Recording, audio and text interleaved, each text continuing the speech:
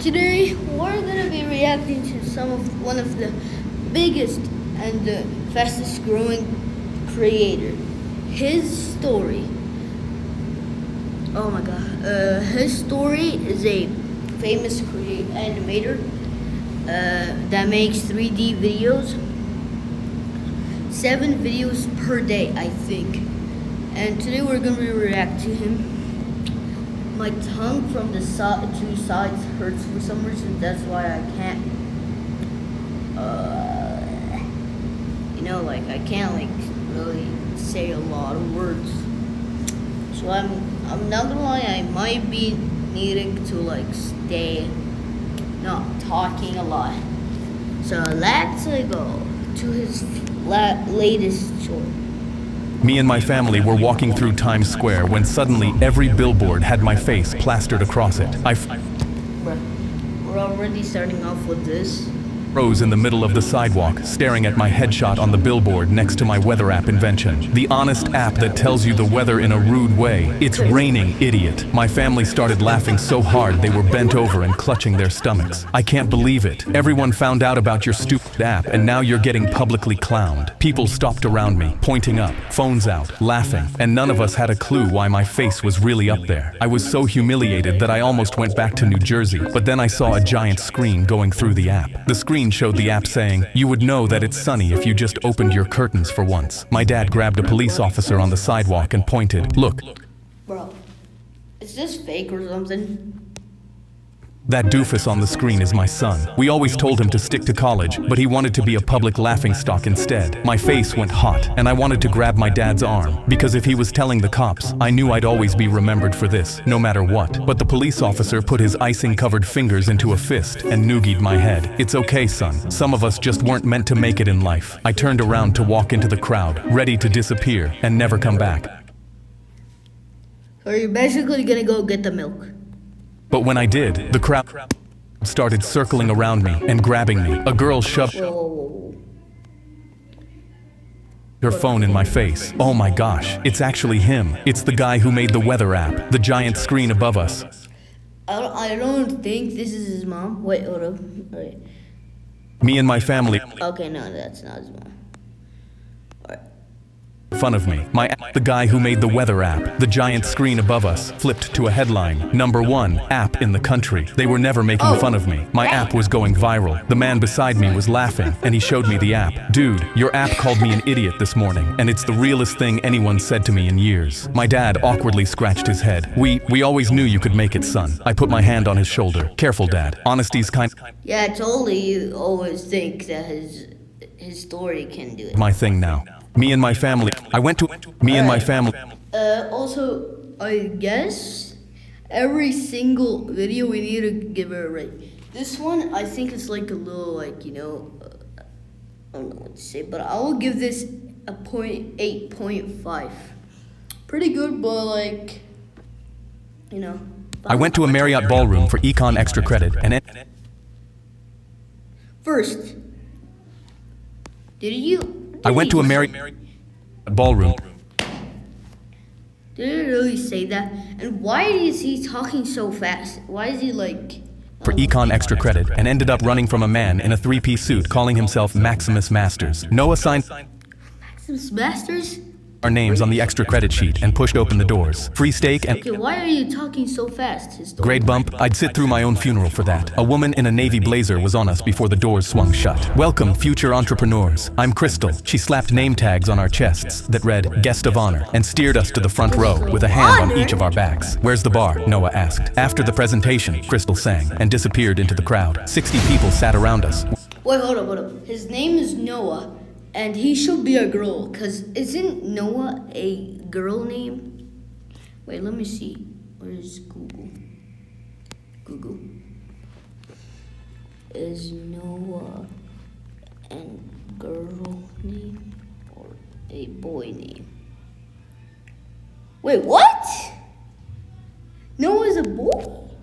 What? Alright, let's go. wearing the same wide smile, staring at an empty stage. Nobody was talking. I don't see anyone from our class, Noah whispered. Maybe we're early. Dude, the room is full. The lights cut out and techno music shook the floor. 2 fog machines fired smoke across the stage, and a man in a 3-piece suit walked through it with his arms over his head. Who wants to be financially free? The room exploded as people shot out of their seats, pumping fists. We didn't move. Is this extra credit or a hostage situation? Noah whispered. For 40 minutes, Maximus paced the stage, ranting about yachts and cellular metabolism powder. Slide after slide behind him of him holding stacks of cash. A guy 2 rows back stood up sobbing about how he used to work at Subway. It's a pyramid scheme, Noah said. I nodded and started to stand, but Crystal materialized behind us. Leaving? You haven't seen the compensation structure. She pressed down on my shoulder. Sit. We sat. When it finally ended, she pulled out an iPad and asked which package spoke to us. We're just here for class credit, I told her. Her smile cracked. You're scared of success. People like us retire at 30. The whole room turned to watch. Maximus walked over, sweat soaking through his collar, and put a hand on each of our shoulders. Gentlemen, let me introduce you to the man who changed my life. The fog machines kicked on again. An older man in a white suit stepped through the smoke onto the stage. Noah's hand clamped around my forearm. Dude, that's our prof. Professor Jacobson smiled at me from the stage. The same wide smile Crystal had. The same smile the Subway guy had. The same smile every single person in that room had been wearing since we sat down. He tapped the microphone twice. Welcome, gentlemen. Let's talk about your extra credit. We ran. I went to a Marriott ballroom for Alright, the first reason why I'm not gonna give it a 10, because number 1, ballroom, really ballroom. Second, the way he talks is so fast for some reason.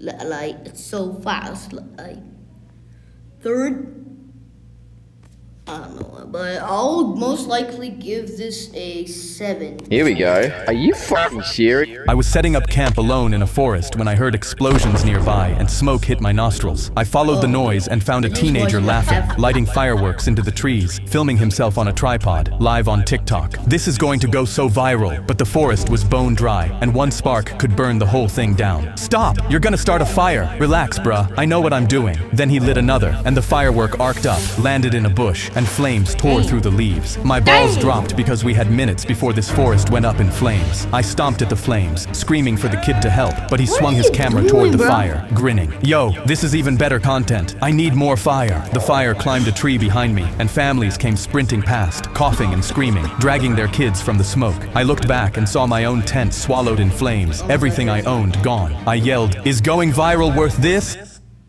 I grabbed his arm to pull him out, but he yanked away. You don't get it. I have to do this. And he stepped toward the fire for a better shot. The smoke was so thick my eyes burned and every breath became shorter. If I didn't run now, the flames would swallow me too. So I turned to run, but a burning tree cracked and crashed down behind me. And through the flames, I saw the kid's arm shoot up, a hospital wristband on his wrist, as he screamed for help. My body screamed at me to run, but my feet wouldn't move. I couldn't let him die, so I turned back and ran into the flames. I grabbed his arm as he cried, a hospital band melting against my palm. I picked him up as I ran away from the fire and I yelled, "Why would you do this?" He lifted his shaking wrist, tears streaming. My little sister has cancer. They told us if we don't get money for her treatment soon, she'll die. He looked down. I just don't want her to die. I'm sorry. My throat closed. But before I could respond, firefighters and police charged in. You've got the little arsonist who did this for views. Criminal. We saw his live, an officer yelled. But the kid just lowered his head as they slapped cuffs on him. Everyone will call him a monster, but I knew the truth. I was setting up camp alone Then why did you? Oh my god. in a forest when I... Shout out to this dude for telling me. I didn't realize for some reason that he said my balls dropped. His anyways.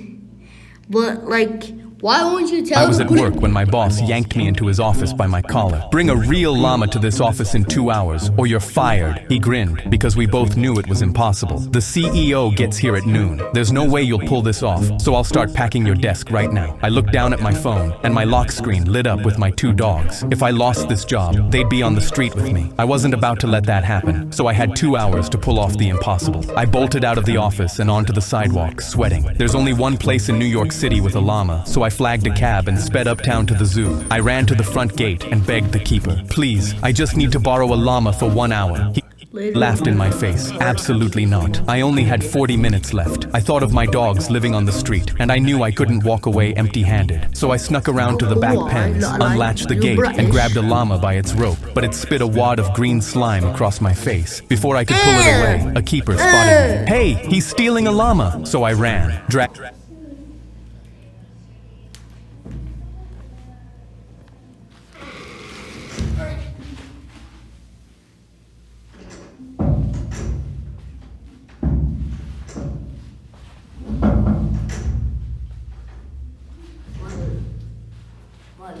My little sister just came into the room I'm recording. Anyway. The llama down the street as people dove out of the way. No cab would take an animal, so I hauled it onto the subway. When I got to the office, I threw open the doors, but my boss was standing at my empty desk, grinning, tapping his watch. 1 minute late, you're finished. My heart shattered until a scream ripped through the office behind me. I spun around, and the llama had broken loose, trampling desks and spitting on every person in its path. Then it reared back and launched a glob of slime right into the CEO's face. My boss stared in horror, and a vein bulged in the CEO's forehead as he stormed straight toward us. Who is responsible for this? But the llama trotted to my side and pressed its head against my arm, calm. Before he could speak, I pointed at my boss. He told me to bring a llama or I'd be fired. The CEO's eyes went cold and he jabbed a finger at my boss. Clear your desk. You're fired. Then he looked at me. You can keep your job and the llama. As I unpacked my photos with my dog back onto my desk, my boss grabbed the llama's rope and it spit a thick glob of slime across his face. I was at work when my boss disgusting. 0 out of 10, dude. This is so disgusting. yanked me into his office. I walked into the doctor's office for a sore leg, but the second he saw me, he decided I needed surgery. I got... Wait.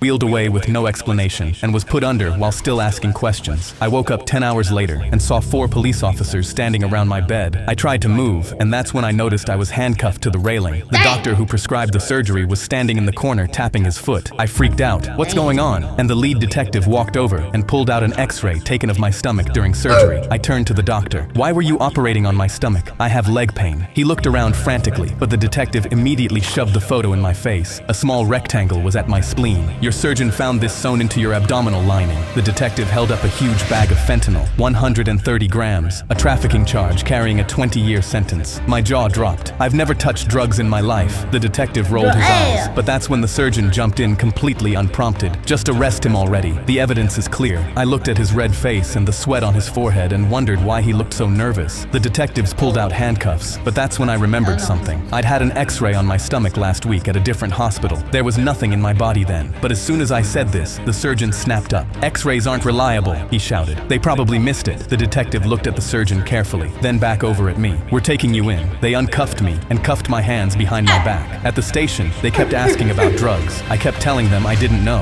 and after 5 hours, a prosecutor told me they were filing charges tomorrow. I was looking at 20 years minimum. I didn't sleep at all, and the next morning, the detective who arrested me walked in. He unlocked my cell and placed a binder in front of me. I opened them, expecting to see the charges. Instead, it was official papers telling me I was free to go if I signed here. I did it immediately, asking him why I was free all of a sudden, and that's when he showed me his phone. Surveillance footage from my surgery, showing my doctor stitching the bag of fentanyl into my abdomen, but also a GPS tracker. The cartel was after him because he has their fentanyl, so he stitched it in you and put a tracker there to lead them astray. I suggest getting it removed immediately. I walked into the doctor's office for a sore leg. Alright, let's check the comment out. Wait.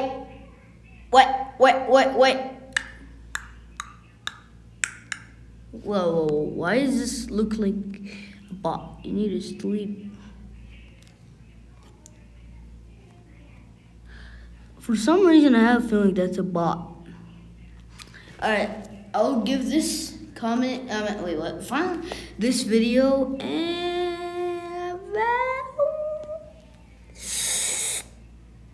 9 out of 10. Pretty good.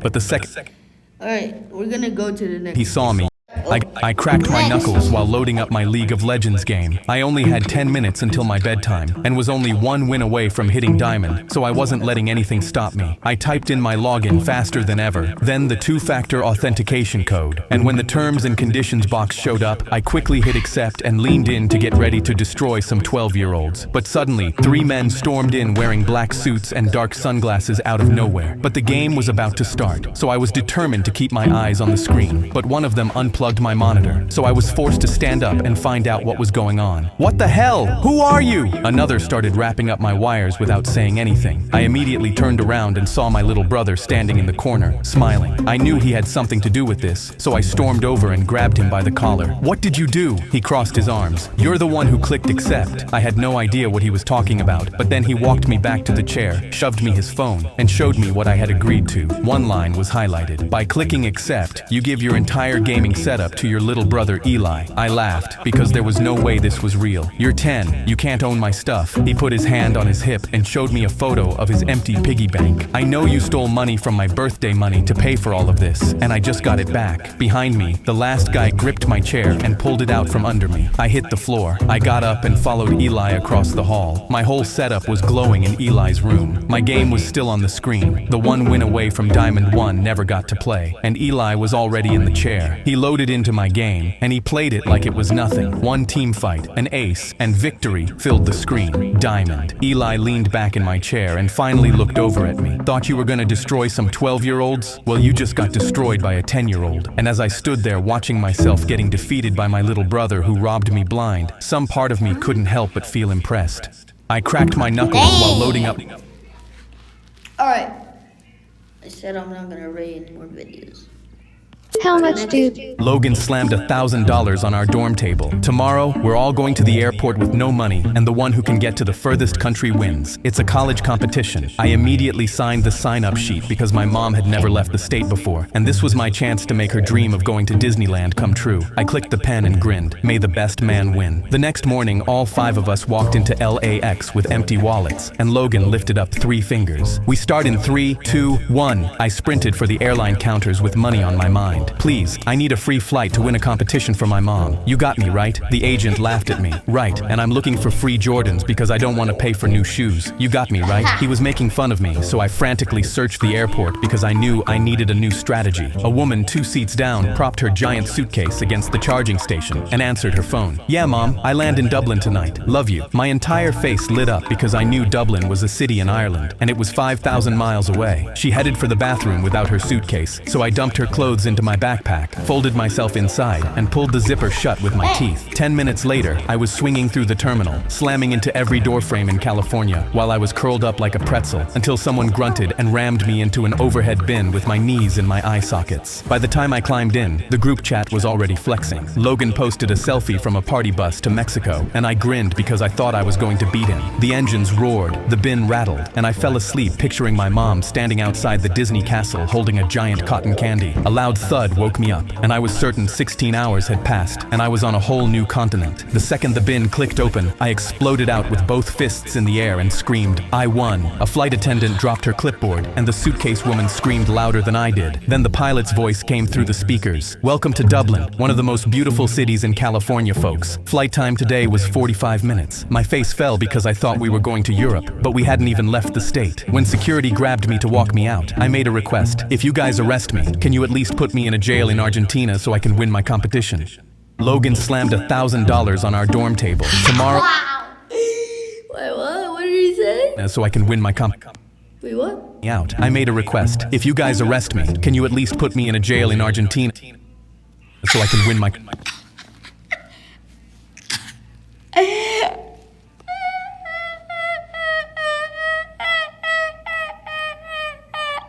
Oh my god, that's so funny. I'm not gonna lie, this is a 10 out of 10. 10 out of 10, man. My Uncle Tom's face scrunched up when I asked for a water break 2 hours into photographing my cousin's 7th birthday party, dizzy and dehydrated under the sun. "I'm not paying you $20 to drink water. The party's only 4 hours." He grabbed my cake plate out of my hand later that afternoon. "You can eat after..." That's so delicious, yo. Guys, I really love food. This cop. My Uncle Tom's face scrunched up. I sent him 20 cleaned up photos that week.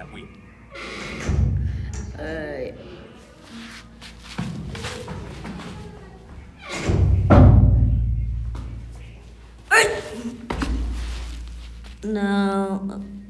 His phone at my hand later that afternoon. You can eat after the job's done. I stood there swaying slightly while he checked his watch, and my hands were still shaking from hunger by the time he pulled up his phone at the end of the party to show me a fitness influencer. I need these photos edited. Make my wife look like this. I nodded, thinking I could survive one more week of him before I never had to work for family again. I sent him 20 cleaned up photos that week. That's no good, he texted back within the hour. Make my wife skinnier, give her more curves, wider hips, smaller waist, make my arms more muscular, and remove my brother's Rolex from the picture. Make sure I'm the best looking guy in every shot. I stared at my phone, stunned. This will take weeks, I typed back. Then work faster. I need these by tomorrow. I really needed the money for college, so I spent all night hunched over my laptop, frantically editing the photos. Then one more text lit up my screen. Oh yeah, make me the tallest person in every group shot. Something in me finally snapped clean in half. I called an emergency family meeting the next day and connected my laptop to the TV. I'm done with Uncle Tom's BS, and before anyone judges me, let me show you why. I pulled up his texts and the before and after photos, which included edits of him stretched taller than his own brother, his arms bulked up, and his wife's body reshaped into something she'd never recognize. My aunt stood up slowly, staring at the screen with her hand over her mouth. That looks nothing like me. Were you lying when you said I was perfect just the way I was? Uncle Tom shot to his feet and pointed at me. You had no right to show those messages, I laughed, and you had no right to treat me like garbage for 20 measly dollars. That same night, my aunt grabbed his phone off the counter and found him setting up dating profiles using the edited photos he demanded. Every screenshot became evidence in her divorce filing 3 weeks later.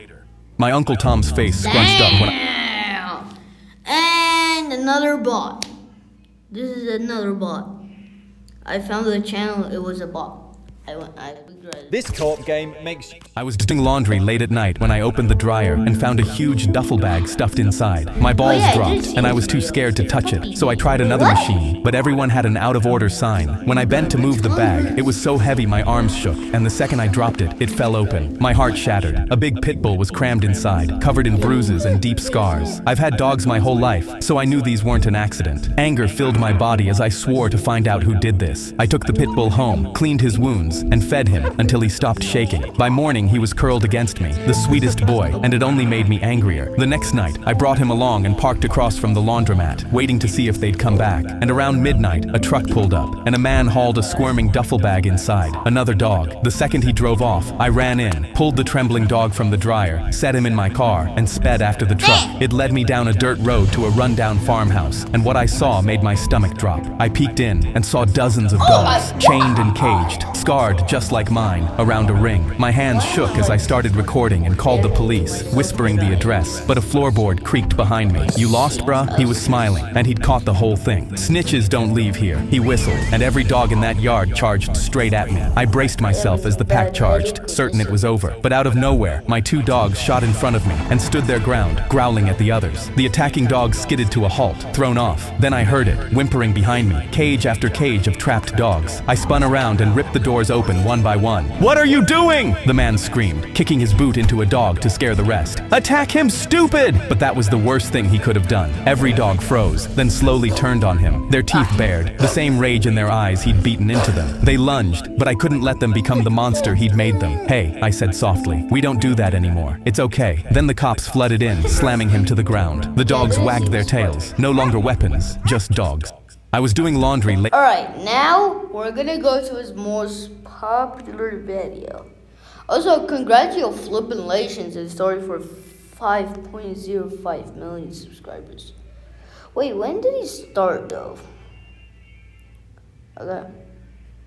What? 7 billion? I think 78 million. My twin brother Chris and I were 9 when we learned Morse code. We tapped messages under the dinner table when Mom told us to stop talking and tapped through the wall between our bedrooms every night. When Chris got into a car accident and the doctor said he'd never wake up, I pulled up a chair next to his bed, took his hand, and tapped. Are you there? Nothing. But I came back the next afternoon and tapped again. Before I left, I always said the same thing. See you tomorrow, Chris. A week later, Chris's fingers twitched against mine, and I almost fell out of my chair. I grabbed a nurse and she barely looked up. They're reflexes. It doesn't mean anything. anything. I bought a notebook the next day and started writing down every single one. 4 months in, Mom watched me scribbling and said, "How long are you gonna keep doing this? Until he taps back." "He's not gonna tap back. You're talking to a corpse." Dad lasted a few more months before he pulled me into the hallway. "We need to talk about donating your brother's organs. His fingers move every time I hold his hand, Dad. The nurses said those are reflexes. Stop getting your hopes up, son. I don't care what the nurses say. You're not donating my brother's organs." But a week later, my parents called to have Chris transferred to a long-term facility to die and scheduled a meeting to sign the papers. The afternoon before the meeting, I tapped into his palm like always, but this time, something tapped back. Short, short, short. Long, long, long. Short, short, short. SOS. I grabbed his hand. "Chris, if that's you, squeeze once." He squeezed so hard my knuckles cracked. I stormed into the meeting room and told them my brother just responded to me. The caseworker said, "This is very common with families who aren't ready to let go." My parents nodded. I grabbed the transfer papers off the table. "You're not signing anything until you come see for yourself." I walked them to Chris's bed and grabbed his hand. "Ask him anything." The caseworker asked what year it was. Chris squeezed out the answer. Count to 5. 5 perfect squeezes. His mother's name, tapped out letter by letter. By the 10th question, she said, "He's still alive. We can't move him." Weeks later, I asked Chris what kept him fighting when everyone gave up. Heard Mom call me a corpse. Heard Dad say donate my organs. Heard all of them leave, except you. I asked why. I wanted to see you too.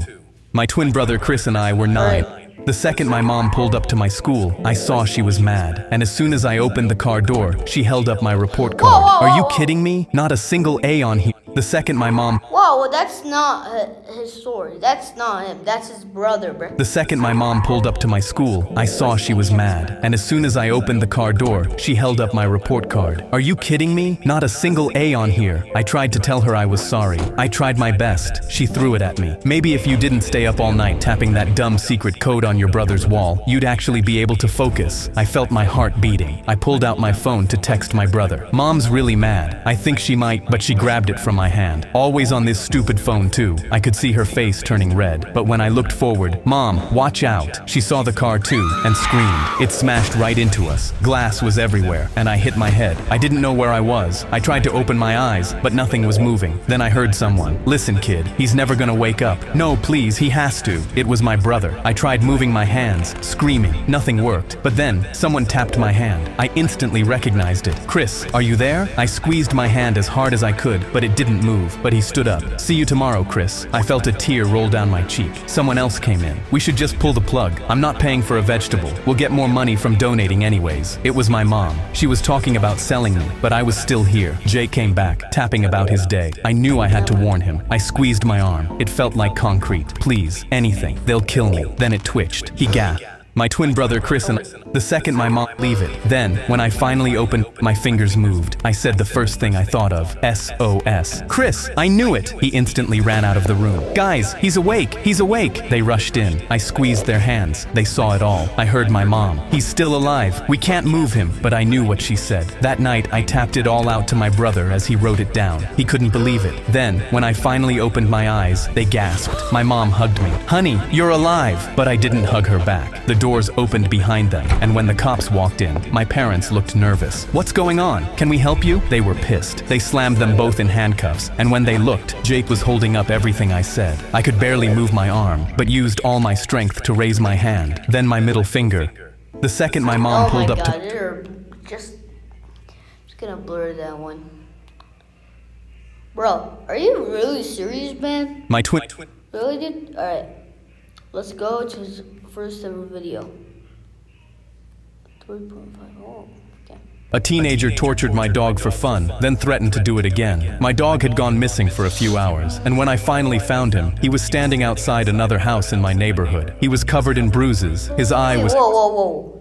It's August. I think it's been around like 3 months or something, or 4, and he's already in 5 million swollen shut, and blood was still dripping down his side. The teenager walked out and didn't apologize. He just told me to keep my dog on a leash or he'd do it again. I rushed him to the vet, but he was too far gone. I had to put him down just to spare him the suffering. That dog was the only memory I had left of my late wife, Helen. So I called in a few favors and found out everything about this kid. His school, his job, his girlfriend. He was enrolled at a Catholic private school, and when I told them what he did, they expelled him within the week. His girlfriend was vegan and an animal animal lover, so convincing her to break up with him was easy. I sprinkled in a few lies, and she destroyed his car for revenge. Then my friends and I posed as customers at his job and filed complaints until his manager fired him on the spot. His life was gone within days, and as he was walking home after getting fired, I ran him over with my truck. A teenager tortured my dog for fun, then threatened to do it again. My dog had gone missing for a few hours. The popular girl. A teenager tortured my dog for that was unnecessary. A Alright teenager guys, so this is the end of the video. I hope you guys enjoyed, and make sure to subscribe to his story, and please help me hit 500 subs, 5 more subscribers left.